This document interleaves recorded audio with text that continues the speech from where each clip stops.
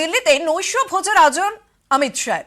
NDA নেতাদের সম্মানে নৈশ ভোজ, বিদায়ী মন্ত্রীদের নৈশ ভোজে আমন্ত্রণ জানানো হয়েছে, যেখানে বিরোধী মহাজোট এই মুহূর্তে নিজেদের মধ্যে গেম প্ল্যান ঠিক করার জন্য একের পর এক বৈঠকের প্রস্তুতি নিচ্ছে। তার পাশাপাশি কিন্তু দেখা যাচ্ছে এনডিএ এর পক্ষ থেকেও একটা আয়োজন রাখা হচ্ছে, কারণ আগামীকাল দিল্লিতে নৈশ ভোজের আয়োজন রাখা হয়েছে। বিজেপির সর্বভারতীয় সভাপতি অমিত শাহের পক্ষ থেকে এনডিএ নেতাদের সম্মানে একটি নৈশ ভোজের আয়োজন করা হয়েছে।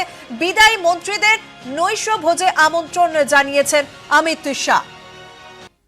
এবার দিল্লিকার নিউজ 18 নেটওয়ার্ক ও ইপসসের বুথ ফেরত সমীক্ষায় মিলেছে ইঙ্গিত। এই এক্সিট পোল অনুযায়ী ফের ক্ষমতায় আসতে পারে মোদী সরকার। বিজেপি নেতৃত্বাধীন এনডিএ 48.5% ভোট পেয়ে জিততে পারে 336টি আসন। এর মধ্যে বিজেপি 39.6% ভোট পেয়ে পেতে পারে 276টি আসন। কংগ্রেস নেতৃত্বাধীন ইউপিএ 25% ভোট পেয়ে জিততে পারে 82টি আসন। এর মধ্যে 19% কাছাকাছি ভোট পেয়ে কংগ্রেস পেতে পারে 46টি আসন। তৃণমূল, সমাজবাদী পার্টি, বহুজন সমাজ পার্টি, টিআরএস, বিজেডি, বাম, আম আদমি পার্টি, টিডিপি সহ অন্যান্য পেতে পারে 26.5% ভোট, জিততে পারে 124টি আসন। এই রাজ্যের দিকে যদি তাকানো যায়, পশ্চিমবঙ্গে গতবারের থেকেও আসন বাড়ার একটা ইঙ্গিত মিলেছে তৃণমূলের। নিউজ 18 নেটওয়ার্ক ও ইপসসের বুথ ফেরত সমীক্ষা অনুযায়ী এবার তৃণমূল পেতে পারে এ রাজ্যে 36টি আসন। আসন বাড়তে পারে বিজেপির, সেখানে 2 থেকে বেড়ে হতে পারে 5। কংগ্রেসের ঝুলিতে মাত্র একটি আসন যাওয়ার সম্ভাবনা রয়েছে সমীক্ষায়। এ রাজ্যে শূন্য হয়ে যেতে পারে বামেরা, ইঙ্গিত। বুথ ফেরত সমীক্ষায় বিজেপির জয় জয়কার। সমীক্ষার ফল নিয়ে বড়সড় ষড়যন্ত্রের অভিযোগ তুললেন মমতা বন্দ্যোপাধ্যায়। তার আশঙ্কা, ইভিএম বদলের ছক কষেই গেরুয়া শিবিরের এই পরিকল্পনা। বিরোধী ঐক্যে ফাটল ধরাতে এই কৌশল, এমন সম্ভাবনাও উড়িয়ে দিচ্ছেন না তৃণমূল নেত্রী। इस बार देश में भाजपा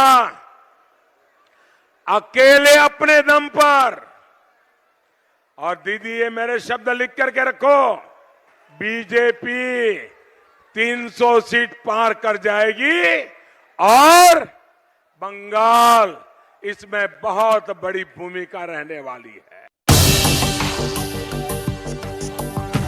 তেলেঙ্গানা সেখানেও 138টি আসন, এবারও একই আসন ধরে রাখছে। ষষ্ঠ দফার ভোট মেটার পরই 300 আসনের দাবি। নরেন্দ্র মোদীর এই দাবির মতোই চমকে দিল বুথ ফেরত সমীক্ষার ফল।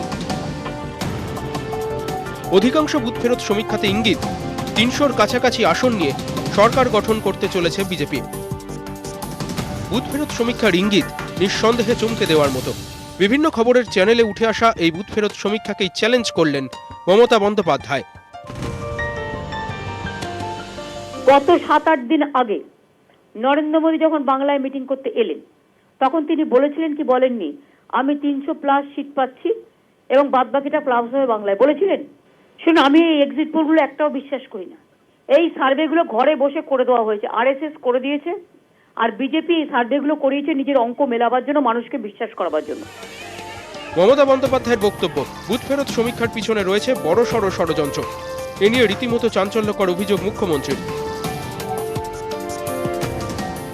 ওনার ইভিএম মেশিন রিঅ্যাডজাস্ট করবার এবং ইভিএম মেশিনগুলো রিপ্লেস করে এই সুযোগে ব্যুরোক্র্যাটদের প্রেসার দিয়ে, দুর্বল করে দিয়ে, যে বিজেপি জিতছে একটা রটিয়ে দিয়ে, বিভিন্ন স্টেটে অন্তত হাজার ইভিএম মেশিন উনি একটা রিপ্লেস করবার চেষ্টা করবে। আমি সবাইকে অনুরোধ করব ইভিএম মেশিন পাহাড় দিয়ে ভালো করে রাখতে। কর্পোরেট সংস্থার সঙ্গে যোগসাজশও এর পিছনে কাজ করছে বলে আশঙ্কা মুখ্যমন্ত্রীর। মার্কেট শেয়ার বাড়াবার জন্য এই যে 2 মাস ধরে নিফটির যে মার্কেট ছিল, সেই মার্কেটটা পুরো ব্যালেন্স করে রেখে দেওয়া হয়েছিল কোনো একটা কর্পোরেট হাউসের টাকা দিয়ে। সেই টাকাটা রিকভার করবে বলে আজকেই নিউজটা খাইয়ে দিয়ে মার্কেট শেয়ারটা বাড়িয়ে সেই টাকাটাকে অ্যাডজাস্ট করবে। আমি মনে করি যে this is a game plan এবং এটার সাথে বাস্তব অভিজ্ঞতার কোনো মিল নেই। এর আগেও একাধিকবার বুথ ফেরত সমীক্ষার ফল ভুল প্রমাণিত হয়েছে। বুথ ফেরত সমীক্ষার পদ্ধতি ও কার্যকারিতা নিয়েও প্রশ্ন তোলেন মমতা বন্দ্যোপাধ্যায়। রবিবার বুথ ফেরত সমীক্ষা নিয়ে টুইটেও নিজের মনোভাব স্পষ্ট করেছিলেন তৃণমূল নেত্রী। সেখানেও তার বক্তব্য ছিল একই রকম। বিরোধী দলগুলিকে ঐক্যবদ্ধ থাকার বার্তা দেন। তাই বুথ ফেরত সমীক্ষা নয়, 23শে মে জনগণের রায়ের ওপর আস্থা রাখছেন মমতা বন্দ্যোপাধ্যায়। নিউজ 18 বাংলা। শেয়ার বাজার যে চাঙ্গা হবে এই এক্সিট পোলের ফলে সেই রকম কিন্তু ইঙ্গিত দিয়েছিলেন তৃণমূল নেত্রী মমতা বন্দ্যোপাধ্যায় যখন তিনি আমাদের সিনিয়র এডিটর বিশ্ব মজুমদারের সঙ্গে গতকাল কথা বলেছিলেন। আর সেই অনুযায়ী কিন্তু আমরা দেখতে পাচ্ছি আজকে এক্সিট পোলের প্রতিফলনে চাঙ্গা হয়েছে শেয়ার বাজার। আজ 62.2 পয়েন্ট বেড়ে দাঁড়ালো 38,892.89 পয়েন্টে। এনএসই নিফটিও 286.95 পয়েন্টে বেড়ে দাঁড়িয়েছে 11,694.10 পয়েন্টে। শেয়ারের দর বেড়েছে ব্যাংকিং সহ বিভিন্ন ফিনান্সিয়াল সংস্থা। মার্কিন ডলারের তুলনায় টাকার দাম বেড়েছে 61 পয়সা। আমরা কথা বলেছিলাম অর্থনীতিবিদ অভিরূপ সরকারের সঙ্গে, তিনি কি জানিয়েছেন একবার শুনে নেব।